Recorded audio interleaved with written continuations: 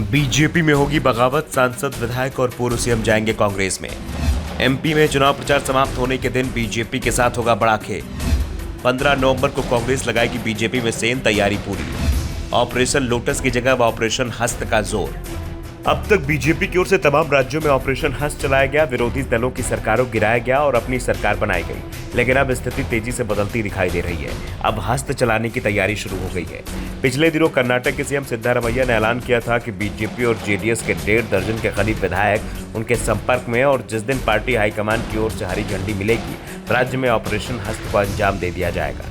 BJP और JDS के विधायक और पूर्व सांसद कांग्रेस में आने को तैयार हैं।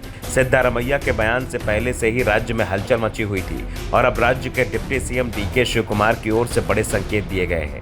उन्होंने एक तरह से बता दिया है कि सिद्धारमैया जो बात कह रहे हैं वो सच है और हाईकमान की ओर से ऑपरेशन हस्त को भी हरी झंडी मिल गई है। डीके शिवकुमार ने बेंगलुरु में ऐलान किया कि कांग्रेस में नेताओं को शामिल करने के लिए जो अभी रोक लगा रखी थी उसे हटा लिया गया है और दल बदलने वालों के लिए तारीख तय कर दी गई है। उन्होंने कहा कि बीजेपी और जेडीएस के तमाम नेता, जिसमें वर्तमान में विधायक भी शामिल हैं, 15 नवंबर को कांग्रेस में शामिल होंगे। डीके शिवकुमार के बयान के बाद से ही बीजेपी में हलचल मच गई है। दरअसल पार्टी के तमाम नेता पहले से ही विधानसभा चुनाव के बाद से ही नाराज चल रहे हैं।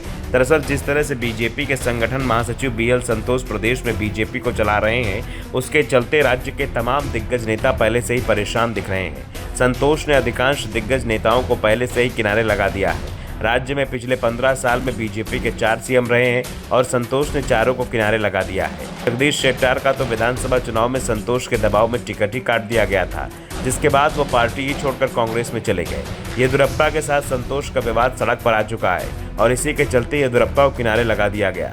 सदानंद गौड़ा ने तो नाराजगी भरे अंदाज में साफ कर दिया कि वो अब कोई चुनाव नहीं लड़ेंगे। तो बीजेपी की ओर से राज्य में चौथे सीएम बसवराज बोम्मई को खुद ही नहीं पता कि पार्टी में उनका भविष्य क्या है। 6 महीने हो चुके हैं विधानसभा चुनाव के परिणाम आए, बीजेपी अभी तक राज्य में नेता विपक्ष का चयन तक नहीं कर पाई है।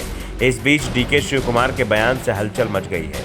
डीके ने दावा किया है कि 14 नवंबर को वो उन नेताओं के नाम बताएंगे जो बीजेपी और जेडीएस को छोड़कर कांग्रेस में शामिल होंगे। शिवकुमार के इस बयान के बाद से ही राज्य में हलचल मच गई है।